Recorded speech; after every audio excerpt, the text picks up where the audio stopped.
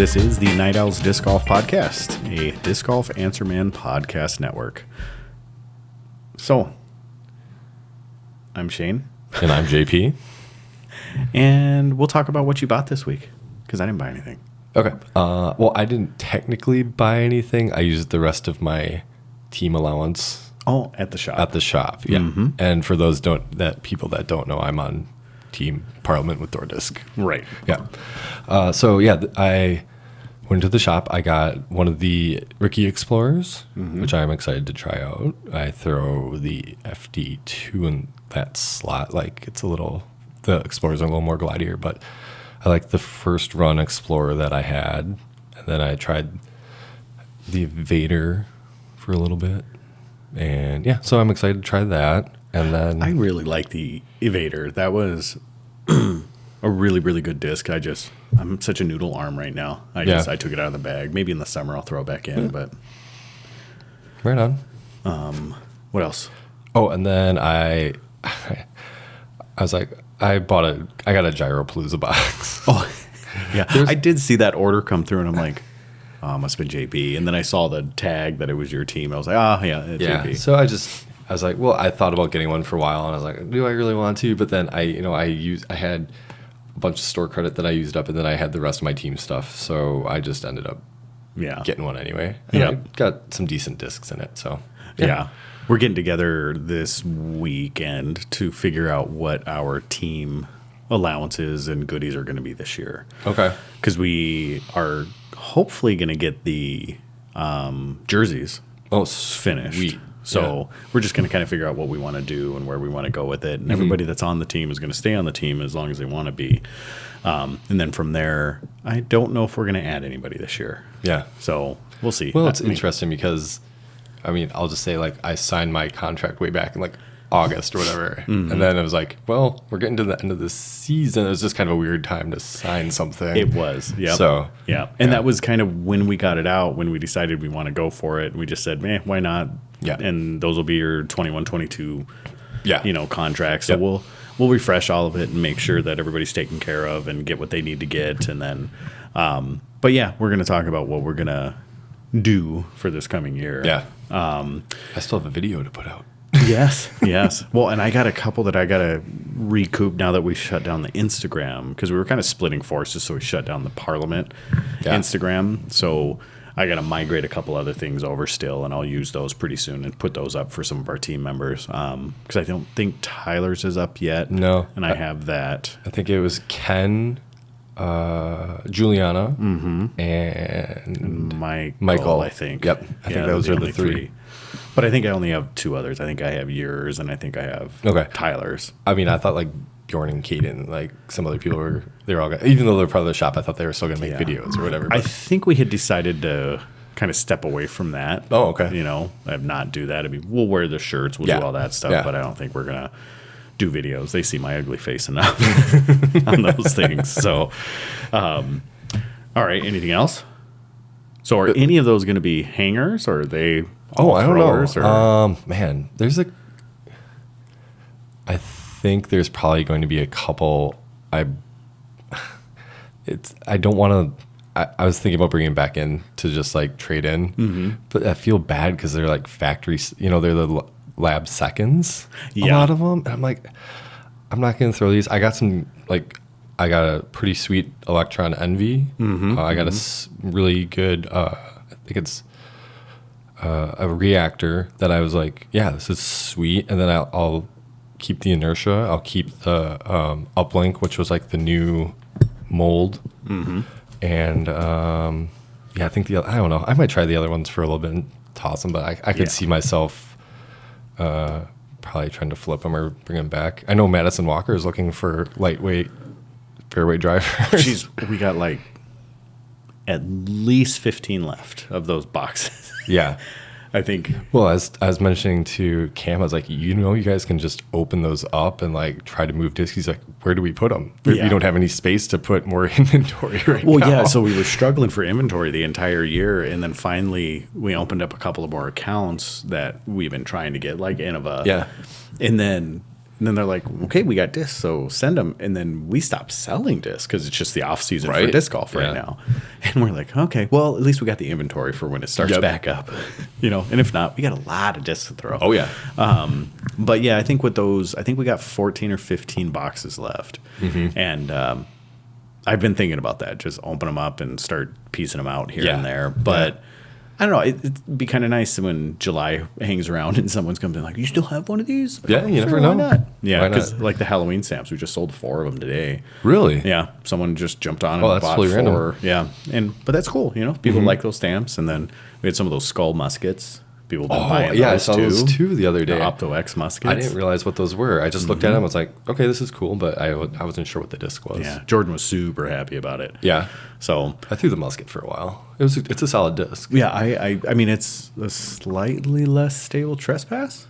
Yeah, it's probably a bit more glidey, I think. Yeah, a little bit. I had I think it's a Trilogy Challenge musket when it it was a straight flyer with like a dependable fade, not overstable, really like just stable enough that it flew really well.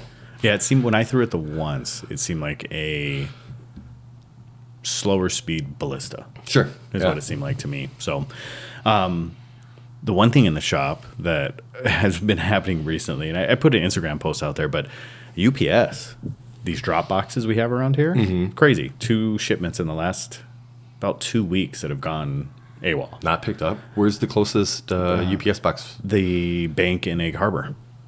Oh. Dropped it there. Can you not drop stuff off at Nelson's? Oh, yeah, but they charge you for it. They charge you extra money for it. Oh, that sucks. I didn't know that. So I'm in the process of finding another drop point. There's a couple around that I can go to. I just want to call them to make sure they're not charging for it. I know there's a drop box by North Shore Bank in Sister Bay. Okay. And yeah, that's the last one. I know there used to be one up by Piggly Wiggly, and I think there was a FedEx box there at one time too, but I don't think there is the Fed box is there, but nothing else is. Yeah. But yeah, I think I'm going to try to find a where I can hand it to somebody, one of the stores, and there's a couple in Sturgeon Bay where I can do that. Yeah. So we'll see. It was just frustrating because there was an individual that had he's like, hey, it's been 15 days since it was supposed to be delivered. And I was like, whoa, I wish you would have contacted me sooner, but I jumped on it right away. We got it out there. So I have tracking information now going there, but where did the package go? I put it in one of those drop boxes, and Man, it could still be in the drop. That's what I'm wondering if this time, I know we're on Christmas, I don't know how often those boxes get checked. You would hope every day, but that's what it says. People are just flying around doing as much as they can. Oh, absolutely. Yeah, and I get it. I mean, you know it very well because you're USPS. Yeah. But yeah, I'm just it's just disappointing because I haven't had those issues, and for being so slow right now to lose those little orders, and it sucks for the people. They're super, because this guy was like a beanie and a disc, and and the beanie is well, now it's not usable where he lives. One of those deals, Okay. But it is what it is. We'll get it corrected. We'll do better. But I was just like, what a bummer. Yeah. When I got that email, it was my heart sunk, and it was in the middle of the night, so I couldn't do anything right away. So my whole night I was like, I got to get that, taken care of. So anyways, I just wanted to bring that up. I think outside of that, what we're going to do is we're going to obviously talk about Cat. That'll be the next thing. We're going to grade companies for the off-season moves and what they've picked up and who they picked up, and kind of give them a letter grade A to F. We're going to talk a little bit about municipal course development and how you would pitch a course to a municipality, and what we have found, or I have found over the years, that works the best. We're going to have Jordan's crazy question. So last week we talked about who would be the most likely to be a serial killer on the touring pros, and we talked about that, so you can listen to the last episode. And this week we have another funny one. So I just texted him right before I came, and I was like, hey, what's the crazy question? So he gave us one. So we'll go over that. And then we have a little bit of an announcement of a donation and a matching donation for the Paul Macbeth Foundation. It's the first time anyone's going to hear it. We don't have a lot of details on it, but it is a promise I'm making on air. So we'll talk about that also. Nice. And outside of that, you want to start with Cat? Yeah. What? Today, we were blessed today that we have the podcast and this news came out. For Finally. sure. Finally. Kat to DGA. Yeah. Which is awesome for them because I mean, they had a couple notable people here and there, like Trevor Harbold and Marweed just signed, but I don't really know any like lower tier players or like mid-level players that would come up. So I mean, huge, absolutely. Trevor went huge. to DGA. He was on him for last season. I know for sure he was on him. Yeah. Okay. But yeah, I mean, just out of the blue, like we were, we discussed it last episode. We kind of went around the table talking about who we thought or what the possibilities could be for people signing, and this one surprised me. Yeah. I had, it was an inkling. I said DGA, and it was simply a guess. Yeah. And the only reason why is I thought she would go to a fringe brand that still had backing of a full line. Okay. So something similar to Infinite, and DGA with Discraft. Yes. So that's the only reason I thought that, and it was luck. I mean, it was blind luck, is what it was. Yeah. I like the idea. There's no details at all, basically, other than the release of the new mold. Right? Yeah. She for the release, there's an existing mold that had like a stamp for her, but there's a new 7-speed fairway driver that came out today, prototype. We're guessing it's like an F7 or maybe an F5. Something she likes throwing relatively understable discs. Right. So yeah, that's my guess. I think that's the most logical move because that's her most famous disc in her bag. Yeah. Especially after Worlds. After her just absolutely railing that shot on 18, that big turnover and parking that. Yeah. I mean, that was an amazing shot, and that was the F7. Yeah. So, yeah, I think that's awesome. I'm really excited that she's made the announcement. Now I'm really hopeful for the details to come out now. Yeah. Well, there's a lot of speculation about why it took this long. Like, I don't want to say that her decision to leave Prodigy was hasty. I mean, I think some things probably came out, but like the decision, like that, like the situation that happened, like just forced her hand really quickly. And then maybe she had a couple people in mind, was weighing offers, like trying discs from companies, and then all of a sudden it was like, okay, I'm down to this decision, boom. Right. Or maybe manufacturing, the disc wasn't ready, or who knows, the prototype wasn't ready, whatever, that just took this long. But I mean, this announcement didn't get lost in a sea of the other announcements either. Right. And she deserves it. She deserves to have a big day like this. I agree. And I'm actually underwhelmed by how it was rolled out. Yeah. Especially with Brickley. I mean, he does such a fantastic job. It fell short for me. Not fell short. It was grand enough. But, man, I feel like they could have done better with it. Yeah. I watched a little bit of the video, and like you said, it was just a little underwhelming. Like, I had no problem with, her sitting down and talking, but just the way it was just kind of like, boom, here you are. Right. Like, where's the helicopter? Yeah, yeah. Realistically, where's the helicopter? Or, just the way other people's videos had been, or announcements for someone this big for her, what she brings to the sport, like, Yep. Well, I mean, it's like having a Popeye's crispy chicken sandwich and then going over and having a Chick-fil-A crispy chicken. Yeah. The spicy chicken. Like, the Chick-fil-A's just not that good. It's good. It's good. You're not going to complain about it, but it's not a Popeye's chicken. Yeah. Crispy chicken. I was thinking about this before the announcement. I was like, what would be really awesome is if she just showed up at the All-Star event. You have no idea what she's going to throw. Right. She has like a Ric Flair style robe, like styling and profiling up on the shooting the finger guns. Yeah, right. Like she's got a bag, and it's like everything's covered up, so you don't know who she's with. She just whips off the robe, and it's like DJ on the back, and like rips off rhinestones. And everything. Yeah. That's totally cat style. That's what she would do. It would be fun to see something like that. But as like, oh my god, the drama to like hold out that long and just be like. And just deliver it then, it'd be totally hard to keep that secret, but I just thought like so ridiculous. It would be who awesome. would be the player that could pull something like that off? Oh man, Just an epic reveal that was just absolutely audacious. I could see Kevin Jones doing it. Yeah. If he ever switched. Sure. Just this crazy reveal. Like, Right. take the just give a different spin on that, on those reveals. Because everything's trying to be so You serious. know, it'd be funny. I could see Zach Melton doing something Yes. like that. Like, I don't want to see him leave DD, right, but no.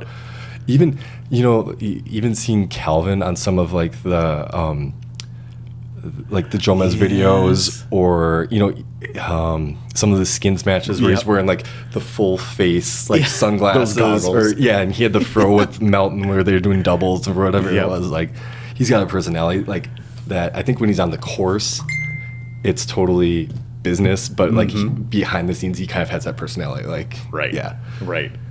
Yeah. I think it's going to be. I think one of those two would be good. Kevin Jones. And Calvin, I've heard there's been even more rumblings about Calvin, saying that there's more things happening. huh? And he released it on Instagram. I'd pull it up, but I'd waste time. He's gotten a little more.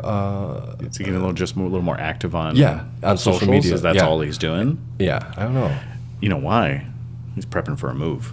Oh, I would assume, because why would he care all of a sudden?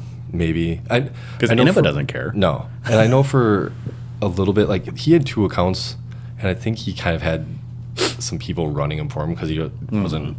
He didn't care about it, so Yep. I think he had 2 other people kind of running him for him. But maybe they're like, yeah, I don't know. That's Yeah. interesting. That'd be a fun one to talk about on another episode once he reveals exactly what he's doing and everything. But yeah, so It's like All how right. long can you go on 1-year contracts? It's like Yeah. you keep.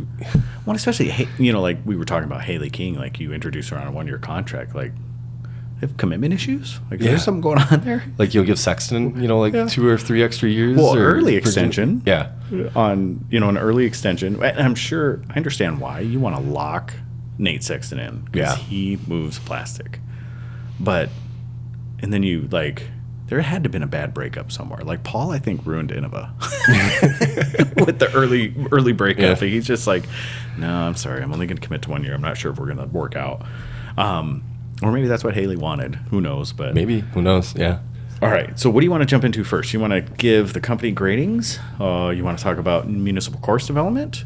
Well, let's leave that one. If we don't Okay. get to that one, that's fine. Yeah, Because that's we can fine. move it on to another one. Sure. Because that information isn't going anywhere. Right. So let's do either the grading companies or we can talk about Jordan's question. Let's go with the company, and then we can get to Jordan's Get question. to a little bit. Jordan's question. All right. Yeah. So grading companies. What we're going to do is we're going to use Ultiworld's player tracker or the sponsorship news tracker. Yep. And we're just going to go in order. So we are going to go in alphabetical order because that's the Manufacturer, only- yeah. by manufacturer. Yep. Because that is the way that we can organize it on the site here. So big news. We have a working toilet in the studio, and I have a TV on the wall that I can simulcast my MacBook to. So It's phenomenal. That's I know awesome. that's like we're a big deal or something. Yeah. So here we go. World. Yeah, exactly. So here's what we got. So DGA first. Andrew Marweed, multi-year, no exacts on that, and then Cat for undisclosed amount of time, undisclosed amount of money. I grade them, and we'll go A to F, like I said, just Yeah. like a school. So I give it a C plus, and the reason I give it a plus Okay. is because of Cat. Okay. I don't think they've made any huge moves because they lost Matt Bell. Yep.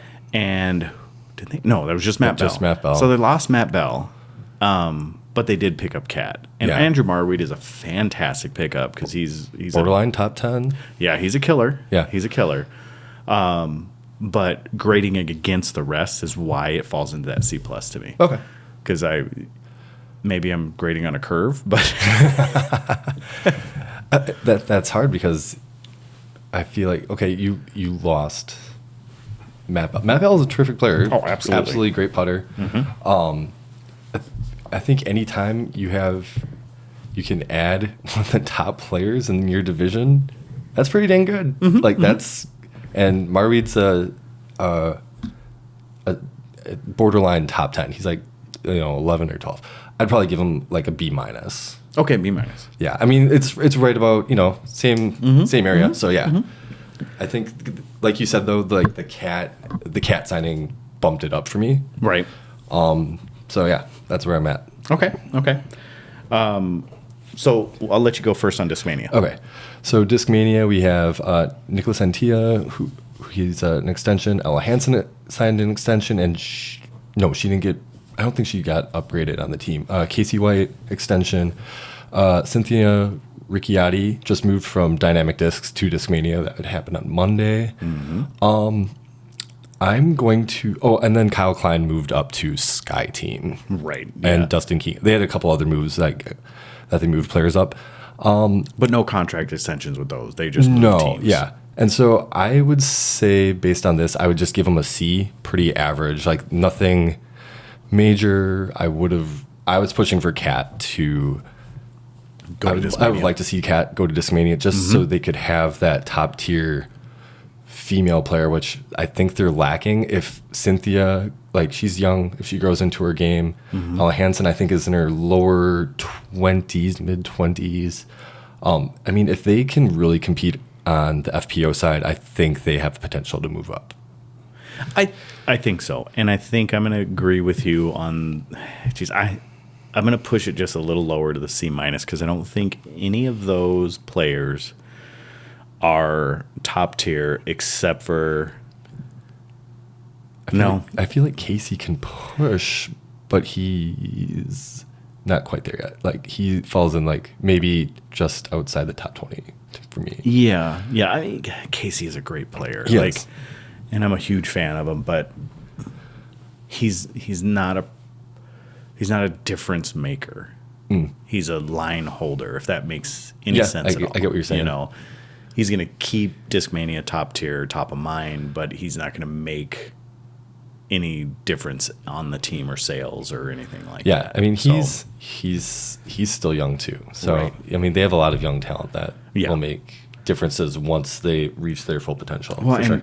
That's what he does. You see, gets young people and molds them into his culture, his mindset. Well, Discmania's culture, Discmania's mindset, and he does a great job with it. So you can't blame him for that.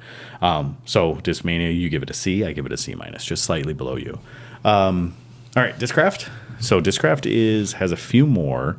What we have is Brad Schick, 2-year extension. Michael Johansson is a 3 years. Wow. Extension to 2024. Andrew Fish is a extension for 1 year. Andrew Presnell, 1-year extension. Adam Hammes, 3-year extension through 2024. Awesome. Missy Gannon extension for 2 years to 2023. And Chris Dickerson from Prodigy to Discraft for 4 years to 2025. Man, I like the extensions. I think, especially Johansson, Fish, Presnell, and Hammes and Gannon. I mean, I think they're all fantastic. Fish and Johansson are probably the only two that are the least impactful. Maybe not Johansson. I think maybe Johansson pushes into that local market, that South Carolina, in that Charlotte area. So I think he's going to really affect that market. But I think the rest of them are great extensions, especially Missy Gannon and Adam Hammes. So I'm going to put them at a B, just a solid flat B. And the reason why is Chris Dickerson, I think, pushes them above that average C. I think they're just a bit above average because they picked up Chris Dickerson, and Chris Dickerson is such a likable guy, and he's such a mystery yet that I think he's going to be able to push the needle just slightly. Even though they have Macbeth, even though they have, so he's not going to make a huge difference because Macbeth and Paige Pierce are they moved that needle. Yeah. There's not much more that Right. needle can move. So, but I think he's one that can push that needle. Okay. Yeah. And then just today with this craft too, I saw Chandler Fry got promotion to elite team. Okay. And then either Monday or yesterday, Ben Calloway moved up to elite team as well. Great. Yeah. And so, Tightest pants in the game. I really like the Chris Dickerson move. I think it works well for both him and the company. And I think you're right. I think it's just a beat. Like they held on, like you said, Missy and Adam Hammes both are going to have a very bright future. They've done really well last year. Like probably overachieved. Yeah. For sure. Missy, Adam, maybe not. No? I think his ceiling's still a little higher. Okay. But, yeah. But I like that grade of a B. Mm-hmm. Yeah. All right. Cool. All right. All right. You get the exciting one. Yeah. Dynamic discs. Okay. DD. We got Gavin Rathbun. That was their early, kind of an earlier signing in the 1 year move because he's coming off of injury. So, that's kind of gives him and both him and the company both some wiggle room to see what really happens this year. And I think he even said that. Yeah. So, Yeah. on the Understable Minds. Yes. He said that. Yeah. Yep. Yeah. And, I hope he comes back strong. I like Gavin. I think he's going to be a solid pickup for them if he gets, an extension and he gets through the injury fine. That'll be awesome. Yep. We have Macy Veladiez, who used to be Macy Walker. Yep. She signed an extension for 1 year. Valerie Mandahando and Mason Ford and Ricky Ancona all moved from Innova. We kind of know the deals of we know the deals of Ricky Ancona, Mason with a 2 year and Valerie with a 2 year move. And this one's kind of a no-brainer. They're getting an A. Right. Kona top 10. She could push for top 5. We'll see. There's going to be a lot more European players coming over this season. Ricky, top player in the game. That right there is almost reason enough to get this grade. But I think the signing of Gavin, the signing of Valerie, and the signing of Mason. Mason's a good up-and-coming FPO player. Valerie is pushing. She can push to top 10 easily, into the top 10. So, solid all-around signings by DD. I agree. So I will echo your A. I don't want to be pretentious and say A+, but I think an A is exactly what Dynamic deserves. They picked up a very promising young player in Gavin Rathbun and took a risk with, and you could say this is smart or not, took a risk with him just coming off his injury. Yeah. But he has proven that he can absolutely lay down. Yeah. Like, he can throw. He can. He's a bomber. Man, he can throw. And he's a great putter, too. Above average. And Valerie Mandahano, like, those sisters are, in my humble opinion, they are the future of FPO. I think they're going to be in the top 10. I think they already are in the top, or one of them is, correct? I think Valerie is, yeah. But I think they're going to be in the mix of the best FPL players in the future here. And obviously Kona and Mason for Kona. I think Kona and Ricky, we don't need to say much about those two. And then Mason Ford, I think he is a solid, good player, represents the sports well. And, he's the other half of Kona. So, I think they're going to do good things for DD. And if we had made the agreement that West Side we could add to DD and to Lab 64 as grading. And I think when you talk about Eric Stitchcomb and having an extension of West Side for 1 year and then Matt Oram leaving Prodigy to West Side for 2 years, Matt Oram adding to either one of those sides just pushes that up a notch. Yeah. Because he is a personality that's going to move. So, but it's hard when you bring in Wiki Raisaki on the MPO side that you're going to have anybody that's going to move the needle any more than that. It's just like Paul Macbeth and Paige Pierce. So, all right. So, we'll go on to Infinite, which is really funny that we're talking about a disc golf retailer as a team, a predominant team. Mm-hmm. So, but we'll go ahead and get into it. So, Infinite, they did the extension and the business agreement with Drew Gripson. They picked up Eric Oakley from DD, and they don't have any details of how long his deal is. Is that true? I guess so. It just says early termination. Did Eric Oakley get terminated? Well, it's funny too because Eric has a deal with Thought Space Athletics as well. That's right. Yep. So I don't, And I know he's mentioned working with some other folks, and he's doing a great job in his social media right now. Yeah. He's really putting out a lot of stuff there. Yeah. So, and then Corridallen, and from Discraft to Infinite and EV7. Okay. So, and they just got Joel Freeman as well. Just bump the mic. I just bumped the mic. Yep. And Joel Freeman. So, and that was not updated on this list, but Joel Freeman went from Innova to Infinite. I push it on the maybe give them a C plus. I think they're going to be in that DG. I think I'll give them a C plus. They're going to be in the DGA realm, and the reason why is because of Eric Oakley, and Joel Freeman, because Joel Freeman has a very fanatic fan group, and Eric Oakley is a very infectious personality. Yes, people love him, and he is, Loch Ness Oakley. Yeah. Like, that's about all you need to say. I mean, they're so awesome that he mentioned that the other day on Disc Golf Answer Man. Did he really?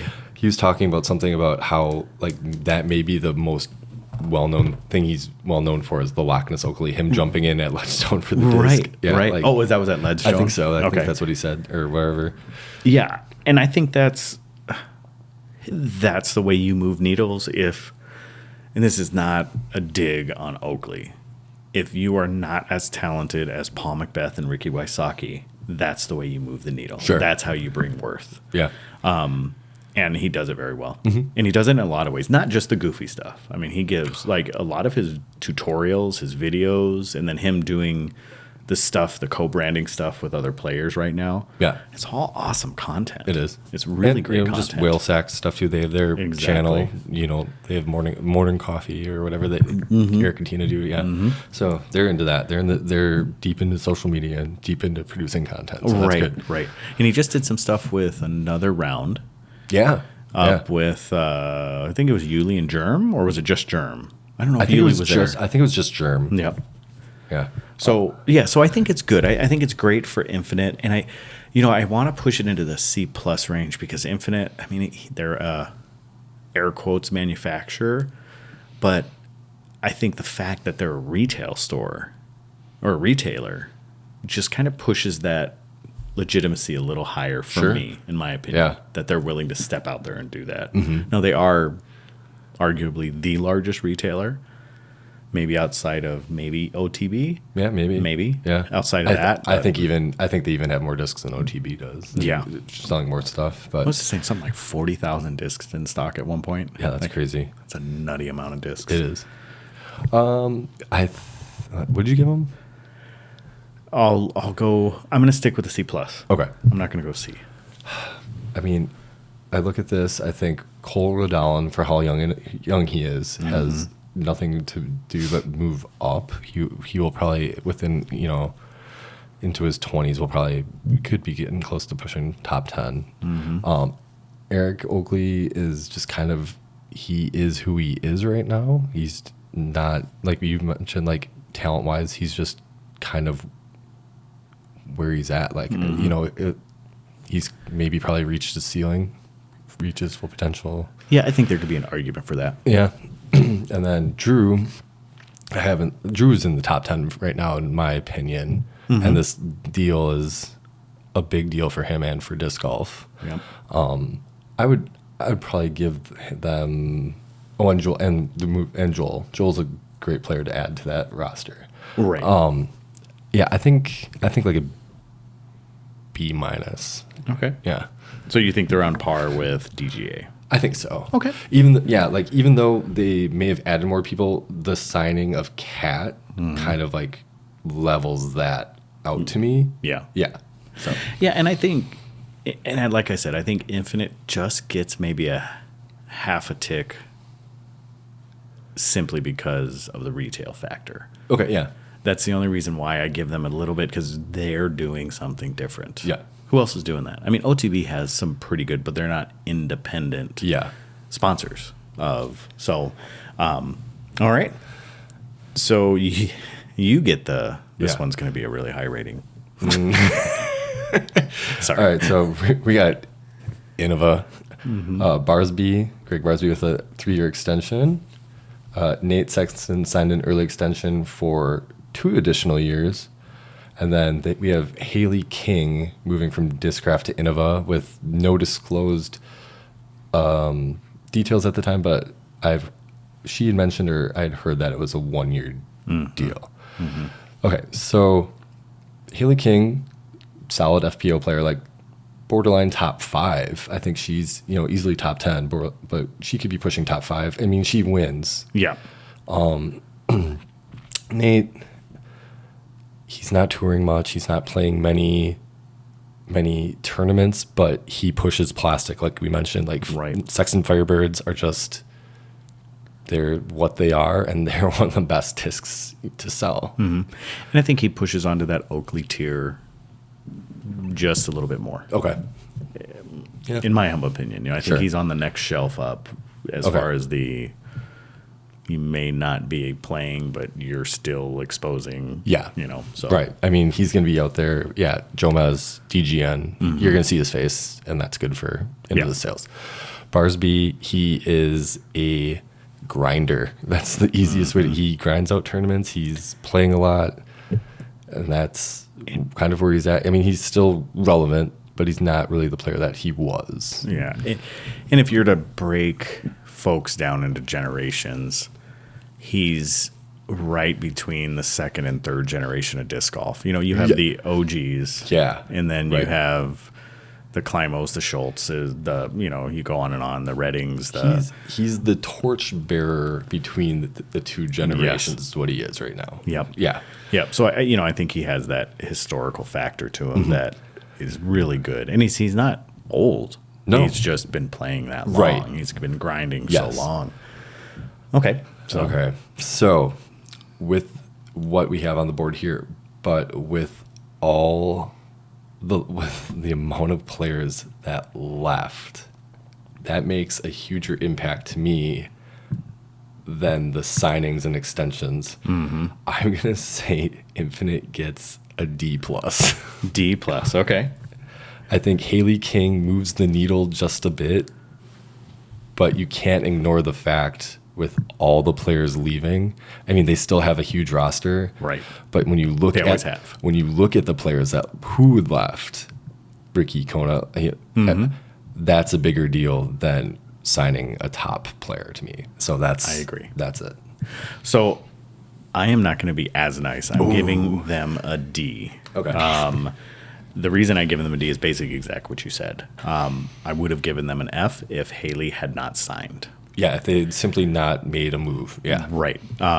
Because just extending Sexton, obvious move. He's very loyal. They moved plastic. He moves plastic. And Barsby, you're never going to get Barsby away from them because you can't give him anything that's going to match an Eagle. Sure.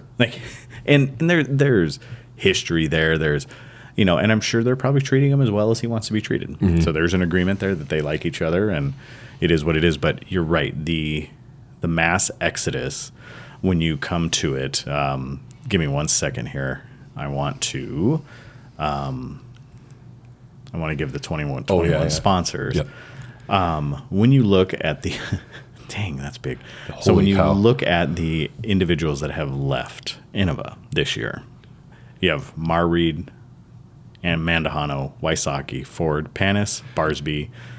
Oh, hold on. And they're Panis. staying put. Yeah. So when you look at that them, Linus Carlson too, and then and Des Des Redding. Dang. Okay. Yeah, and Linus Carlson. Linus, Linus Carlson is one of the better Swedish players. Is that correct? That's what I heard. He's top, like one of the top rated Swedish players. Yeah. Okay. Yeah, I don't know anything about him, so I can't really speak on him. But, No. when you see that many people leaving, and I think that Linus Carlson, I don't know if you can really say anything because I don't think there's much exposure on that side. He's just going to a very familiar Latitude 64 who's based out of Sweden. Yep. But Des Redding, that's huge, especially with Jay. Yeah. And, Jay's still there. Jay's still there. Yeah. Yeah. And that's what I'm saying. Like, they must have offered her something, or she felt that was just a better move for her. Now, she's at the end of her career. This is something she's probably doing to help Mint. But, man, I don't know. Like, that's a lot of folks leaving. So that's why I push him into the D. It would have been an F if it wasn't for Haley. Haley. So, all right. So we'll go on to Latitude 64 is the next one we're going to go to. So we just talked about that. Linus Carlson, Innova 2, Latitude 64 for 1 year. Tatar, everybody knows, 4 years, $500K through 2025. It was just an extension. Lori Leitinen. Yeah. I'm probably not saying that right, so go ahead and flame us. Lat 64 to Lat 64, 2 years through 2023. Rebecca Cox. Latitude 64, it went for 1 year and through 2022. And Rebecca Cox is awesome. I'll go into a little more. And then Connor O'Reilly, a 1 year extension. And then remember, we're using Westside since DD and Latitude 64 jointly own Westside, Matt Oram and Erica Stitchcomb, because those were joint pickups. So Connor O'Reilly, I don't know much about him. I know that he is a good, solid player, but outside of that, I couldn't tell you how he plays, if he's a needle mover in any way, shape, or form. I've only seen him at what's it, Delaware, Iron Hill, Silver Series. I mean, he won that. That's the only reason I really pick up on his name. Yeah, exactly. Rebecca's been on the tour for a couple of years, and she kind of went through some, I think, form issues last year. Right. She changed her form. Yeah. So she was adjusting and probably didn't meet her expectations or what she thought she could do. But I think she kind of gathered herself at the end of the year and kind of made a push a little bit. And the little I have seen, the little I've seen of her on social media and other outlets and being on, other coverages, she seems to be such an infectious person, like super kind, super nice, super, just a super person all around. And she changed her form last year, as JP had mentioned, but she changed her form last year because she said she was running into some issues with longevity. She was hurting as she was playing, so she wanted to change her form. And I remember an interview, and I don't remember where it was, that I heard that on. And then, Kristen Tatar, 4 years, $500K. I mean, that was a huge deal. It's a groundbreaking deal, public, that everybody can use for their benefit in FPO. So with that alone pushes Lat 64 in my mind, and then you add Matt Oram with Westside because they were part of that deal. I'm going to push him into a B minus. Okay, I was going to say about C plus. Okay. I think the Tatar deal was early, like that was the early bar setter for the off season, and so that's huge. And she's a top, she's arguably top player in the world for FPO. So that's always great. But I mean, are we going to see this Linus Carlson come over here? Are we going to see the Lori Lettinen? I don't know. Like maybe they're just European tour players that we won't see. Maybe they won't come here. I don't know. Right. Connor O'Reilly, I think he will push to be a good young player for a number of years. It seems like the 1 year extension is kind of just another feeler year to see if he can maybe bump up his stats or Right. you know, like get a couple more wins under his belt. That's just kind of what it seems like to me. So Yeah, I'm sure making some tweaks to their contract and then saying, all right, you got another year. yeah, And mutually or not, that's probably how it went. So the only other one we have is Matt Bell going to ThoughtSpace and EV7, and the only other individuals that share ThoughtSpace would be, on this list would have been Eric Oakley. yeah, But yeah, ThoughtSpace and EV7. So, and EV7 is also shared by Drew Gibson, if I remember And rightly, Cole and Cole Redallen. yeah. I don't know if it's necessary to give grades on those, but I think that's awesome for those smaller companies to be able to do that, and especially EV7. I mean, they have putters. Yeah. That's it. So I think so. West Side Disc, we'll leave that alone because we added it into Lat 64, but Yeah.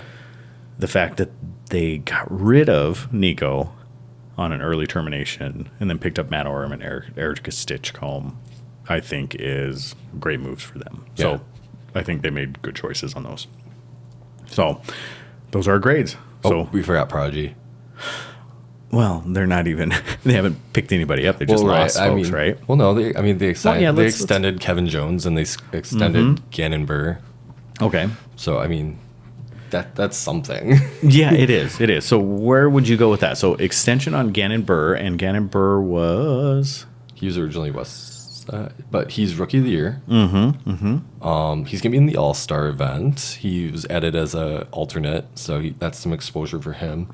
I feel like Kevin Jones, kind of carrying the world on his shoulders as far as the Especially pressure. Prodigy goes, Yeah, yeah. as far as Prodigy goes, I'd probably give this one. You know, but considering they lost Cat, they lost Matt Oram, they lost Dickerson, they just lost Cameron Coldglazier. yeah. I think he just went to Infinite. I heard he won. There's a rumor that he won a tournament picking up just random discs 10 minutes before the tournament. Like he was just out. That's He was like, awesome. just picked him up and he ended up winning. That's I don't know if awesome. that's true or not, but yeah. Man, I think Kevin Jones had a down year. He's still a really good player, like pushing top 10 if he's just outside or he's in the top 10. I'd probably give this one a C minus. Okay. And I put them on the same level as Innova as a D because you're losing some of your top players. Well, you lost your top players. And, you re-signed Kevin Jones, but you lost Dickerson and Cat In Orem, yeah. and Oram. Yeah. And, man, those are three really big names. And coincidentally, all happening basically at the same time. Yeah. Now, I understand it was year end and all that stuff, Yeah. so that may be coincidentally. But, yeah, they haven't been able to sign that next big thing. And I love Prodigy because Prodigy made huge waves in 2012 that led to what disc golf is right now. Yes. So Yeah. they are pioneers for what disc golf is, but that doesn't take away the fact that their off-season signings sucked. Yeah, and it's I was thinking about this. They didn't lack identity as a company, but they lacked identity as in they didn't recognize who their best player was on MPO. Like obviously, Cat was ahead of Heather Young and FPO, but they had this weird dynamic within Prodigy. It's like, well, who is our best player? Is it Kevin Jones? Is it Matt Oram? Is it Chris Dickerson? Is it, they had like a Cerberus, kind of like a three-headed monster Yep. and all of a sudden they're like, well, we're putting our chips on Kevin, and that's now he's pretty much the face. I Right, mean, besides right. Kale and like Shoestrick, but Yeah. those guys Well, are and kind of- Shoestrick really isn't playing. No, he's not. He's like a company guy now, Yeah. but I mean, he's still known for being Prodigy. So. Right. And Kale's the same way. Yeah. Kale's good, and I think Kale could pull a serious deal if he decided to go somewhere else. Oh yeah. I don't think he ever will. No, I don't think so either. I don't think he ever will. So, yeah, I think that's all the grading I have to do. As far as the off-season moves, I give this off-season an A. Oh, yeah, I do too.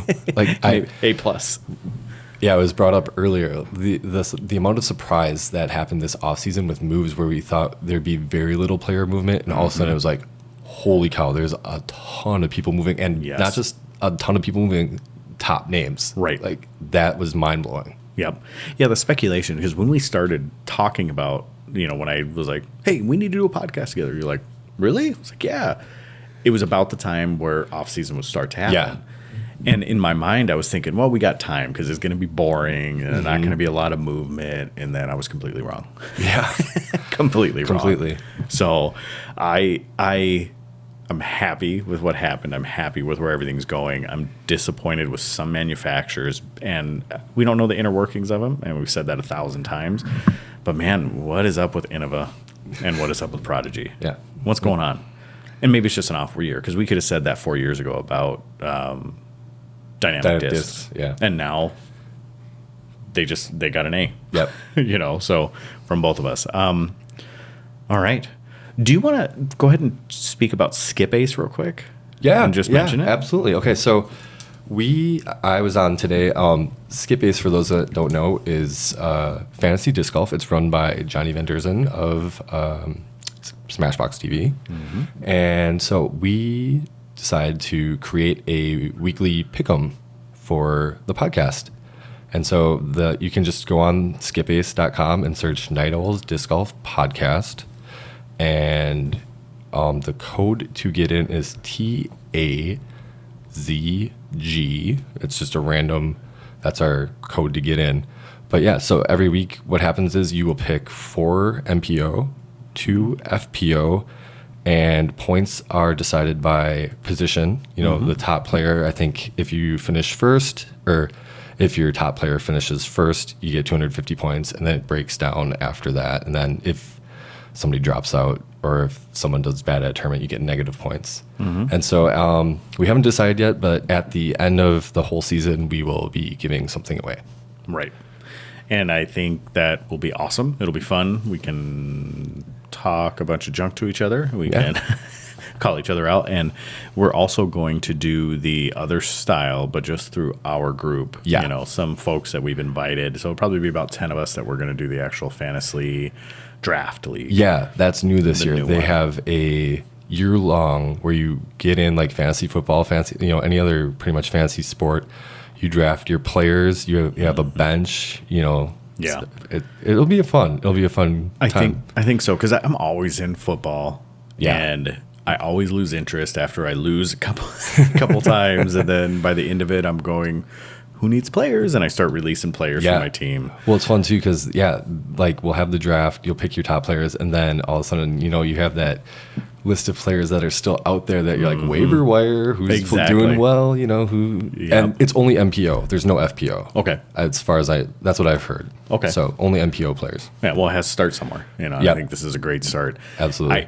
I would love to see, Johnny, if you're listening, I'd love to see a legacy style as well. Oh, where you just hold on to players. Yeah. I think that would be awesome. That would be awesome. That would be so great. But because I think it'd be fun to take it, because everyone's going to pick Paul McBeth and Ricky. Yeah. Guaranteed. Right. If that's going to be number 1 and number 2 on the on the draft. But I'd love to see the legacy picks, because you could really get hurt or really. Oh yeah.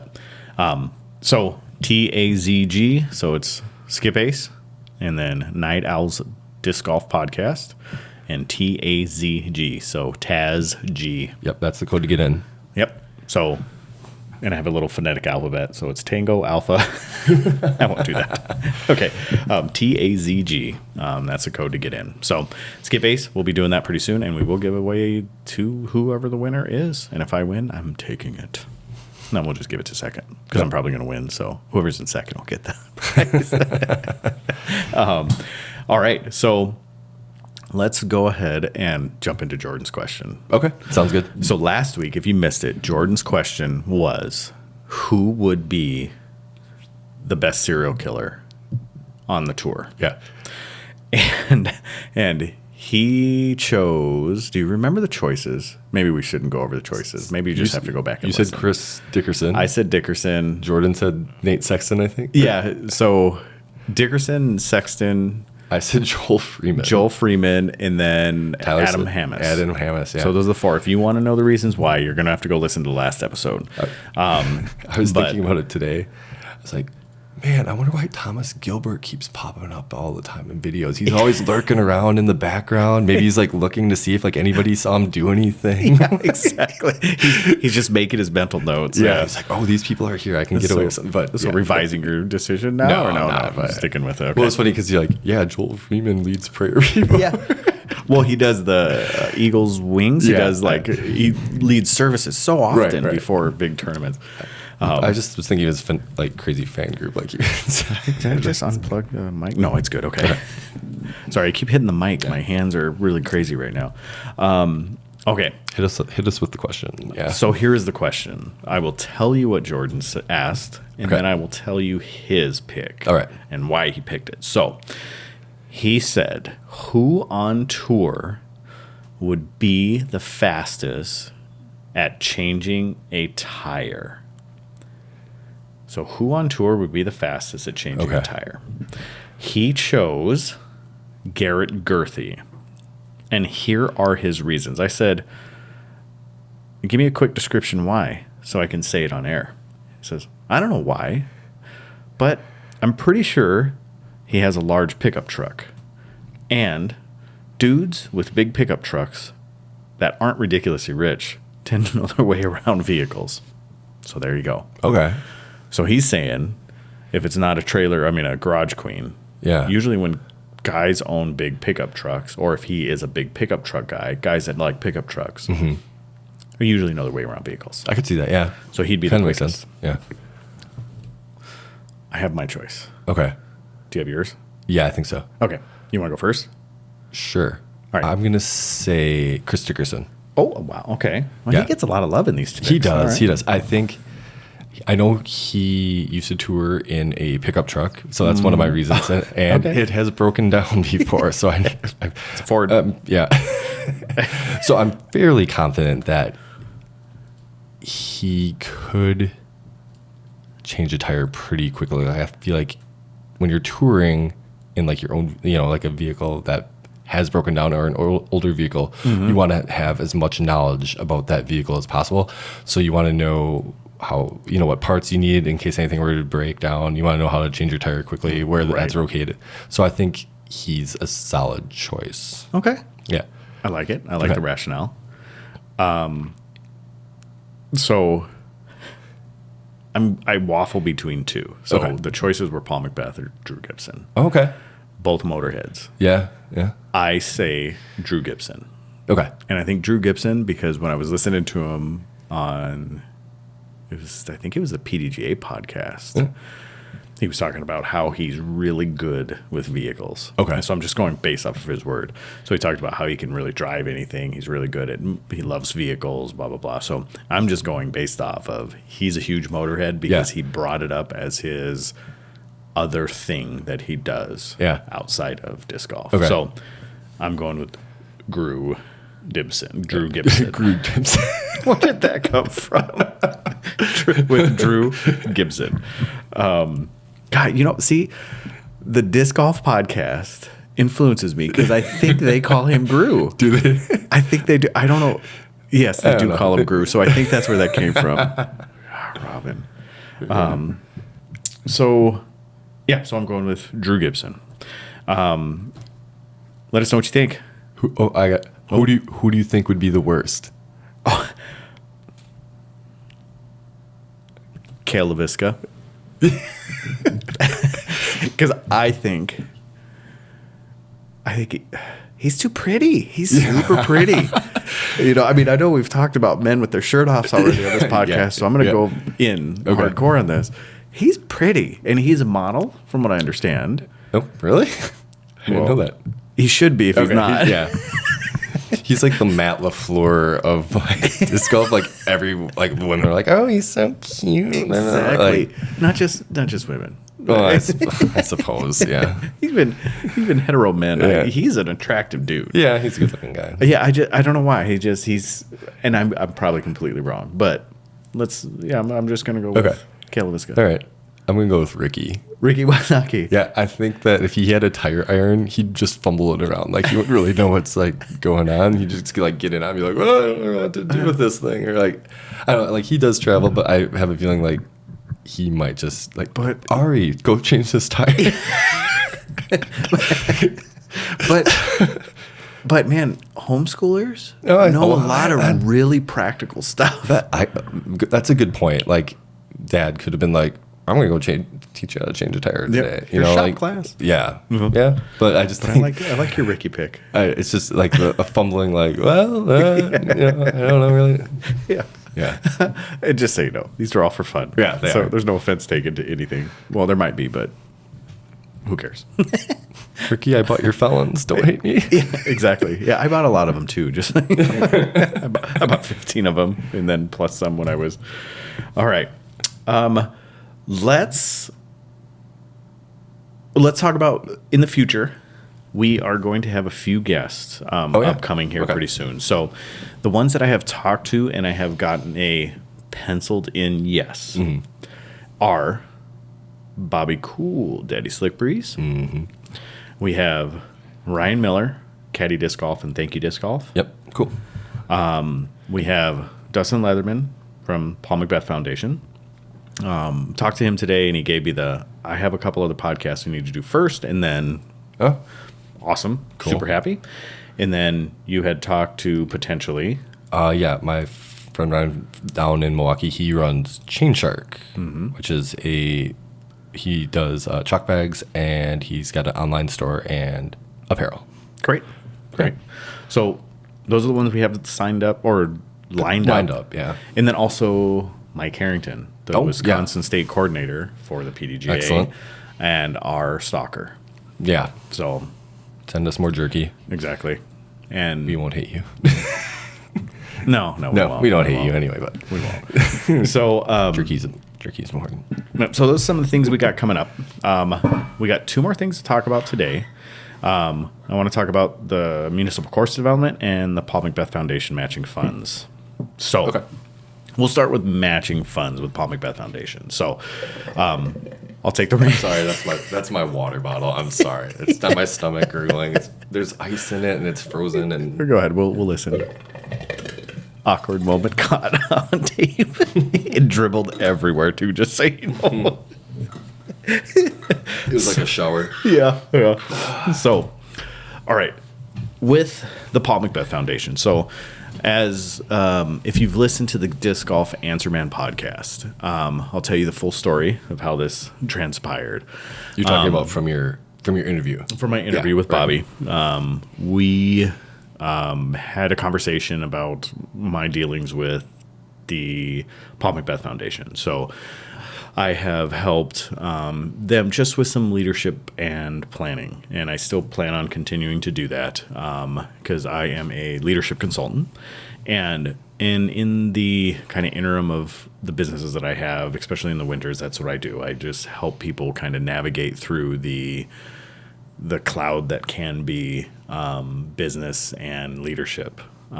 So we were doing that. So I got, a lot of fantastic exposure when I was younger from some pretty darn good leaders. And I decided that I was going to, pass it on because I'm kind of a geek in that regard. I train anytime I can and try to better myself in leading because, we have a lot of employees, and I want to do the best I possibly can to create a culture that is pleasing to them. And there's a business reason behind it, but it's also a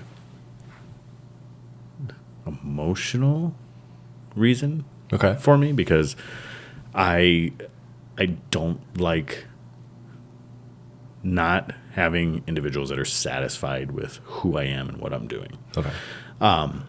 So I don't like talking about this because I don't feel that I need praise or hope for it, but I don't need to be held up for any reason for doing this.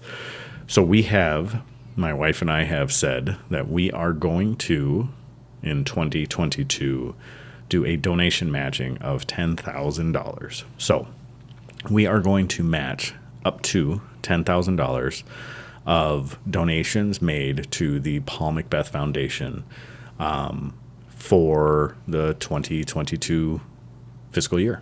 That's or awesome. actually calendar year, excuse me. Okay. So once we get to that $10,000, we're going to drop $10,000 right on top of that. And then I am going to work through my contacts within, and hopefully I can raise that number. Nice. But I am going to guarantee $10,000 that I will match. And we will do it as a door disc golf matching funds. Awesome. So my wife and I have decided to do that, and we will continue to actually give through our charitable choices in our restaurant motel, but we are going to really focus every other avenue that we have given in the past directly to the Paul Macbeth Foundation. So, and we're confident that we'll be able to give 10,000, and it may be more, but right now will kind of lock it in and put it in writing that $10,000 matching, and I will work with Dustin to figure out how we can make this the most legitimate that we can. And like I said, hopefully we'll be able to do a lot more, but as of right now, $10,000 matching. You better sign on with like Schaefer Sports or someone to get like your contract situation like worked out for this. Yeah, no, I don't think it's going to be anything. I've said it now, and I'm not going to take the $10,000. I'm going to have people push it over to Paul Macbeth in the name of either Door Disc Golf or me, and I will match up to $10,000 that comes into. That's awesome. So for the 2022 season, we will do a couple, push outs either on Instagram and things like that. And like I said, I don't like pushing it out. I've never put those optics out on me for donations or our companies or anything. This is the very first time we've gone public with our donations and the amounts that we give. But I feel that the exposure is necessary and will be more fruitful if we put it out there for everybody. Sure. So we'll start doing that. We're going to figure out a thing. And then I'm talking with Dustin next week, and we're going to figure out a plan. So he doesn't even know this yet. So if he listens, Dustin, I guarantee you there will be at least $10,000, if not more. Cool. So, because I will give the $10,000 no matter what. That's awesome. So, yep. But I will, like I said, I will match 10,000, and if by the end of 2020, I will at least give that much, or 2022. So, there you go. Cool. Should have started like a couple weeks earlier. Yeah, exactly. We'll get it. You'll get it. Yeah. Yeah, I'll get it. Confident. Yeah, and I think once folks hear this and folks on Instagram, and I'm sure Paul Macbeth Foundation will help push a lot of this out. I'm sure. I think with that, we'll get great exposure, and I think we'll be able to get them the $20,000. Nice. And I think we'll probably be able to do it pretty quickly. Yeah. I hope so. But if not, by the end of 2022 for sure. Cool. So, all right. Last thing is municipal course development.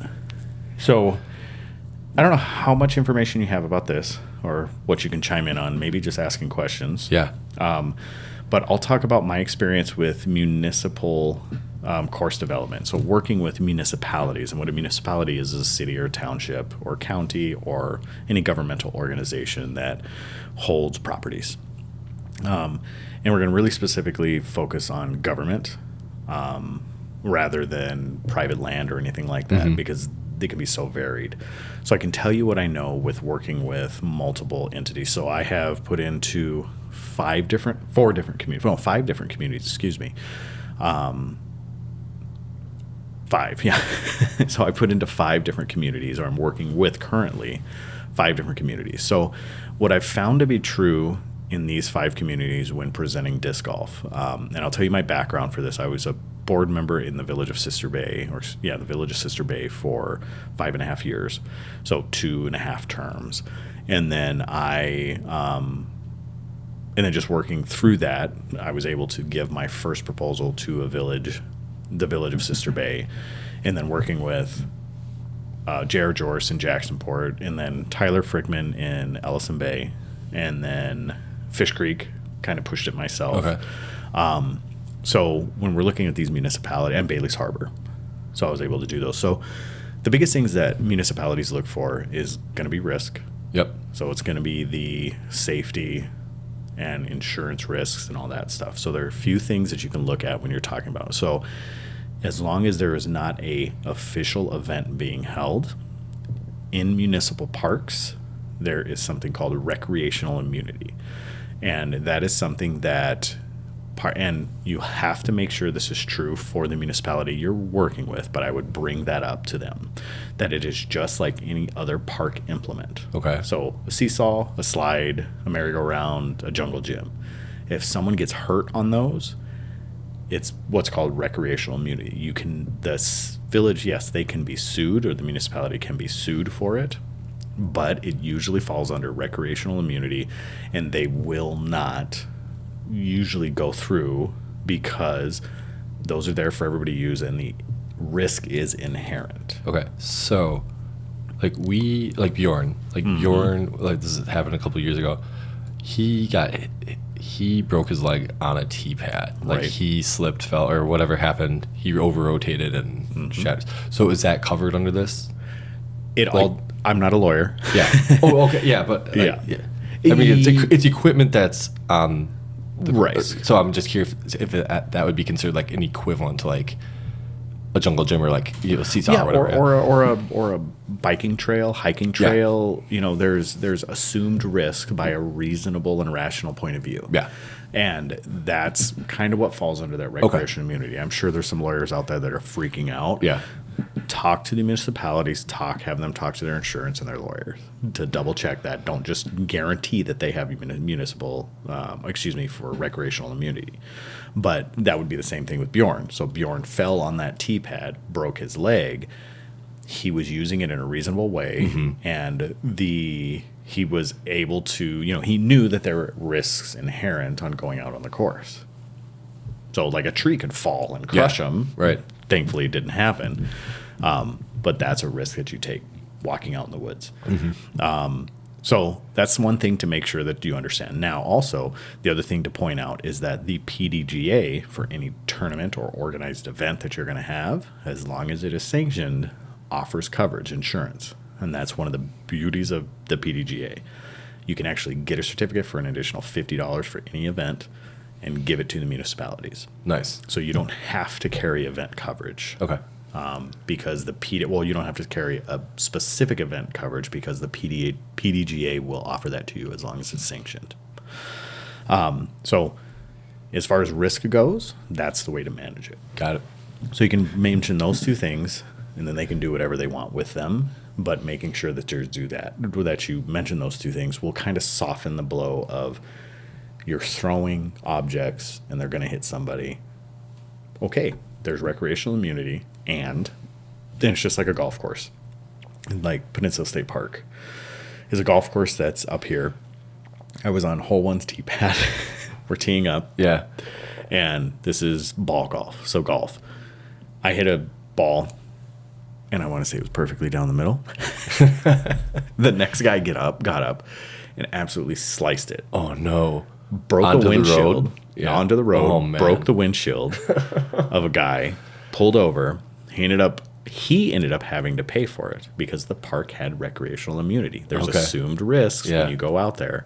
So that gentleman ended up having to pay for it. So wow. it would be the same thing. So Yeah. if you hit somebody with a disc, that's on you. Yeah. The park is not liable for something Sure. like that. 99.9% of the time. 90. Make sure Oh, you boy. excuse me. People are going to try to sue if that's the case. But don't bring that stuff up. Just, focus on, pushing the positive. Like you're covered, and when I have an event, we're covered. And if you want me to carry a separate policy, those event policies, they're not that expensive. You can get them and just search around, and a lot of places will do that where you do some sort of coverage just for that event. Like I know State Farm does them, and they're not that expensive, about $250 for the day. So it's not that bad. Disc golf doesn't have a high risk of issues. So, No. So if it's absolutely necessary, you can also do that, but check with your insurance company.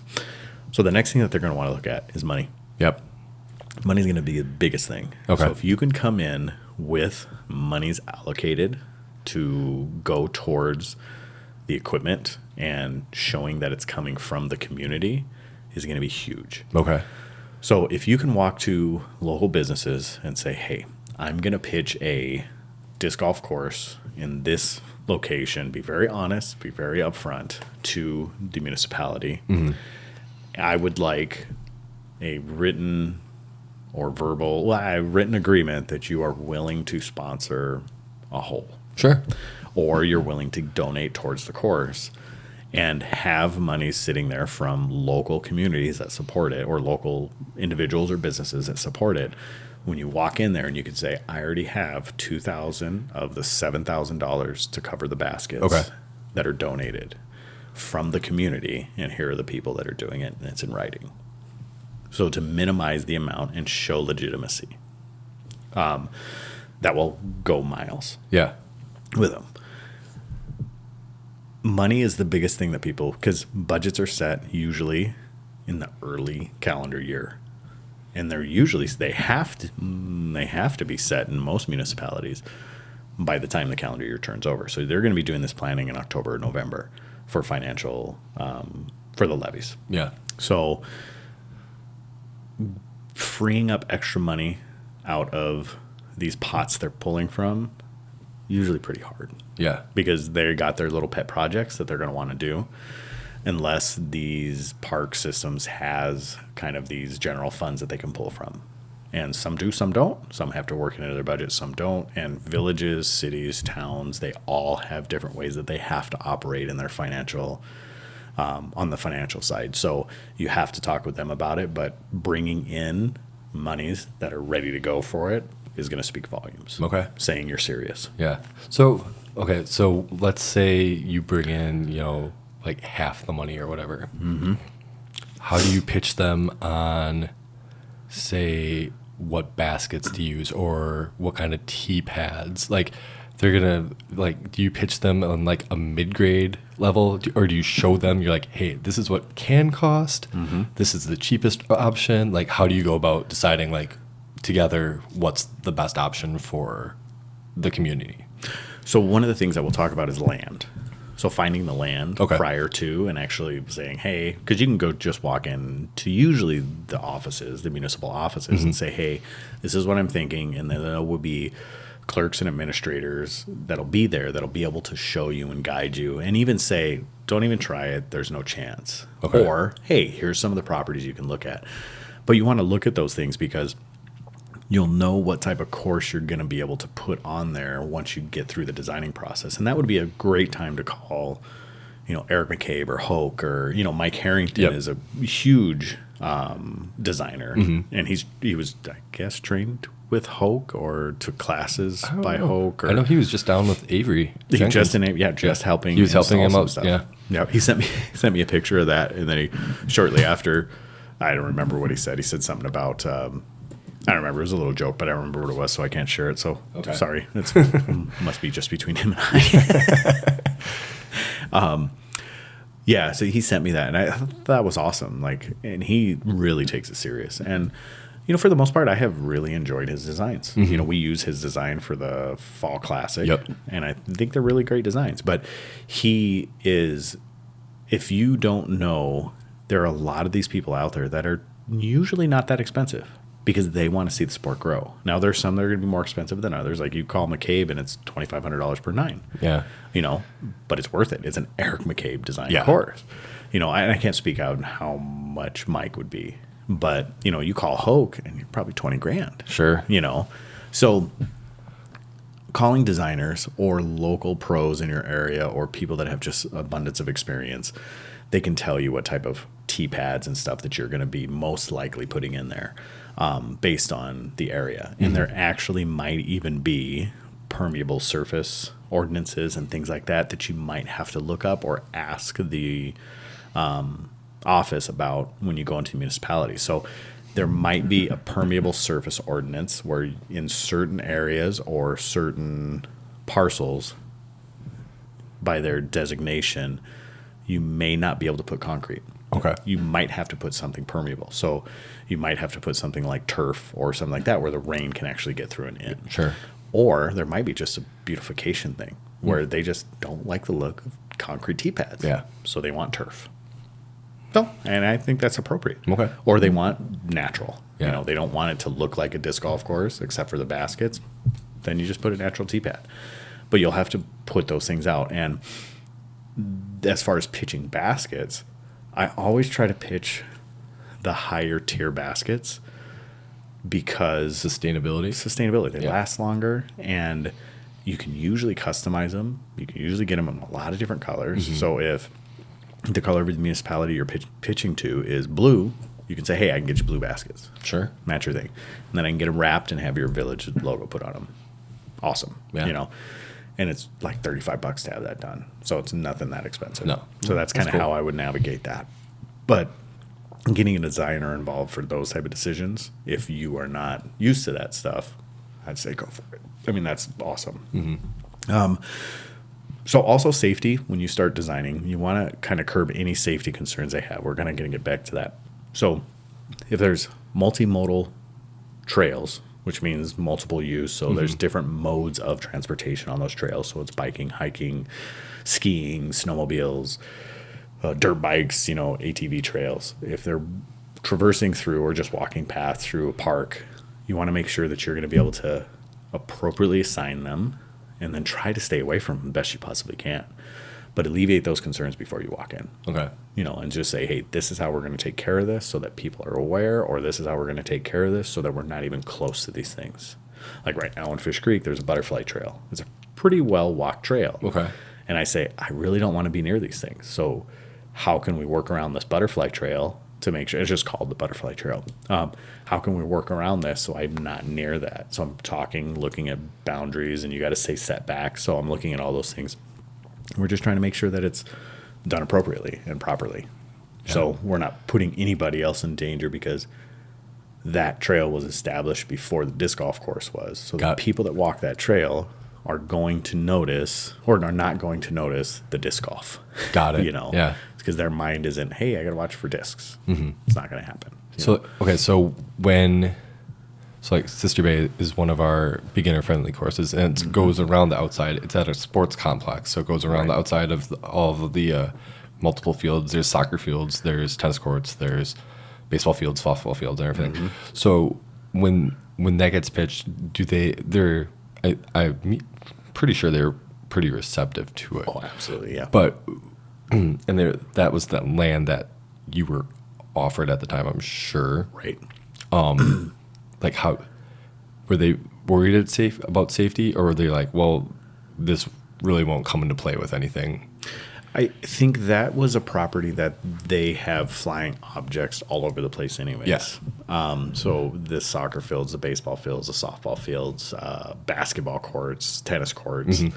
So I don't think that was a huge concern of theirs, because I think that's the use of that property. Sure. Their concern was roads and setbacks. And so we left any of the permanent baskets, the fixtures, there. And then they didn't want tee pads. They just wanted them natural for a while. So we were able to actually they offered to put some in this past year. So hopefully that still happens, concrete. But that was kind of some of their concerns. So they weren't really concerned about safety. And nor was Jacksonport. They weren't really concerned about safety there, because that was also a sports complex. But like Bailey's, they were a bit more concerned about that. Like, what are we going to do about the paths and trails that are in there? And they said, we'll make sure we try to stay away from the established path, which was just an ATV and snowmobile trail. And outside of that, there was really no established path. So we didn't really have to do that much. You see people every once in a while walking their dog through the woods, but nothing too serious. Yeah. Yeah, and you'll find a used disc or a lost disc that'll have a chew mark in it. But yeah. So I think, I got to safety, I got to money. So the next thing you want to do is look at your parcel. So the land that you're going to pick. So we already kind of touched on this. Is actually talking to the office, either the clerk or administrator, whomever that may be, maybe even going to the parks department and talking with them. And a lot of times in larger municipalities, you're going to talk to the parks department. Yeah. But around here, they're all small communities, so everything's ran out of the administrative office. So when we chat with them, we just say, hey, what are some options for land that you guys have that you're willing to do something with? And try to use the word underutilized. Do you have underutilized land that we can use that, and hot button items around here are wetlands and things like that. Yeah. So we want to try to stay away from and not disturb that type of stuff. So get the options, go walk them, go look at them, and do the effort to look up. And every municipality has the parcel IDs and setbacks, front, back, and side setbacks, they're published. So you just do the legwork and find those out. Go to the zoning and say, hey, what are my setbacks that I have to be here? And they'll ask you for what? And you'll say, for recreational baskets at disc golf course, explain what they are. And they'll say, okay, you need to be 75 off of center line, 15, whatever the distances are. And when you look at those lands, make sure you kind of mark that out. Okay. So when you walk into this office or you walk into these meetings, if you get the meeting, is make sure you have that available so they can see that. They can see how you're going to lay it out, what it's going to look like, because every piece of land that municipalities own, most of the time, already have a plan. Sure. They're either going to put housing or that's what they want to do, because they're going to try to use that land for highest and best use so they can bring the best tax dollars back in, or they're going to sell it. Yeah. So come with a plan so that it's a lot easier for them to visualize and see. Next thing is when you're putting together, so then you're going to ask for an audience with whatever department or meeting or person that you're going to need to talk to to go to the next step. So for me, it's always usually getting an audience with either the board or the parks department. And it'll actually be at a public hearing. So then anybody can have input. And then you pitch it, they say yes or no, and then you'll probably, and it's a long process. It's going to be 30, 60, 90 days, maybe a year, who knows how long it's going to be.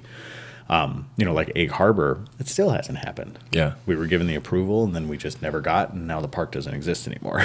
Oh, really? Right. Oh, so, man. well, it doesn't exist the way it was. Oh, so the dog park's gone. Yeah. Oh, wow. And I think they're putting in some nice playground and all that stuff down there now. So, that's changed. But those things can happen. So now it's just revisiting and figuring out where else we can go with it. And that was only going to be a 3-hole course, but it is what it is. Yeah. There's the things we deal with because boards change, administrators leave, and then plans are lost. So, but you want to sit and have that audience. And in that audience, that's where you're going to bring all this stuff that we just talked about. And then you just be open, be honest, and don't try to sugarcoat anything. On Dynamic Disc website, they do a fantastic job with their course development side. They have packets that show what baskets look like, what signs look like. Oh, that's awesome. And they're really good. And you can even email the course designs, and they'll help you, walk you through a lot of that stuff. Like, you don't have to hire Eric for them to help with you. Yeah. They'll help you with all that stuff. I've heard Eric mention that. He's like, if you just email, whatever address it is, at Dynamic Disc Course Design or whatever it is, they'll more than happy to help you get this off the ground. Yeah, and that's cool. They do a great job with it. They do a really awesome job with it. I've utilized it quite a few times. So once you get that, you want to make sure that you're bringing examples that people can see. So if you can bring a physical item in, that's awesome. But carrying in a 28 chain basket, I'm guessing a lot of people.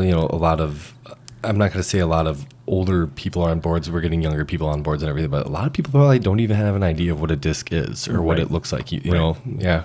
And as exciting as we think disc golf is, and as big as we think it's grown, it's still nothing. Yeah, it's still nothing compared to most sports. So, you got to be a salesman. You got to be a salesman. You got to have all your ducks in a row, and you got to make sure that the more information you have, the better. And being on the ball is going to be better because there are going to be so many questions asked. And if you can curb those questions right away, not curb them, but satisfy those questions right away, the quicker the process is going to move. Yeah. So, I don't think I missed anything. Okay. Because then you're going to get into then it's going to be boots on the ground when they say yes or no. Yeah.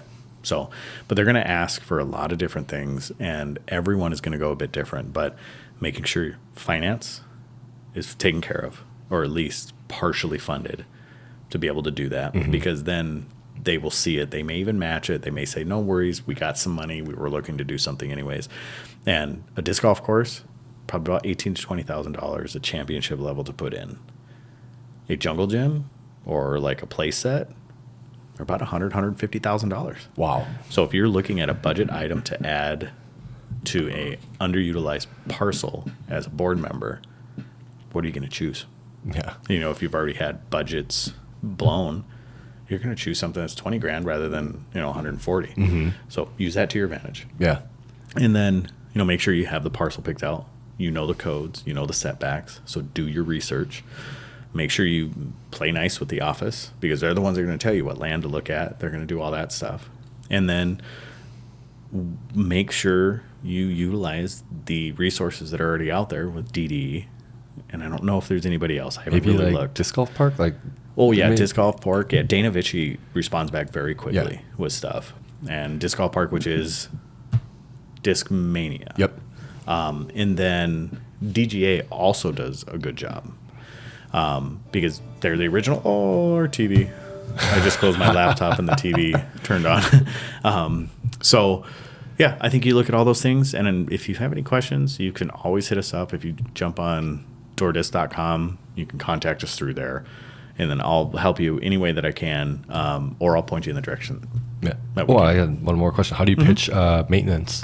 I know, like as a club, That's a great one, we put in the tee pads. We cleared out a lot of land for Bailey's Harbor.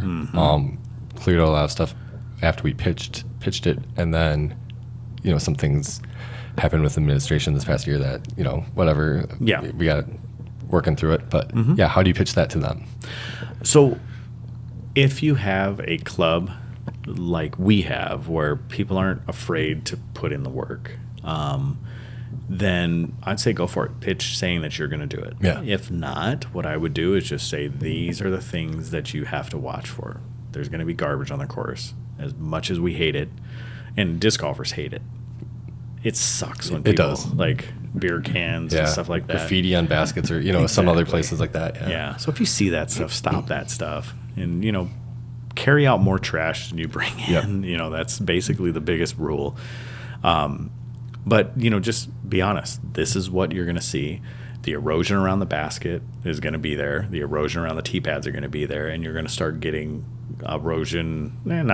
just beat down paths in fairways. Yeah. And you might see some broken branches. You might see stuff like that. Or, if there's signs or fences or things like that, people are going to jump them, stuff like that. But making sure that is just well known from the very beginning. So they're not surprised. And it doesn't paint a bad picture for disc golf. I think we're past the let's go smoke a bowl and drink. I think disc golf is beyond that. Yeah. My humble opinion. There are people that still do it. That's fine. I'm not faulting anybody for anything, but I don't think that's something that municipalities think about. There is still some of the old school people that are going to think that have had that, like the state parks in Wisconsin right now. You can't get a disc golf course in a state park because of an issue like 2 decades ago. Sure.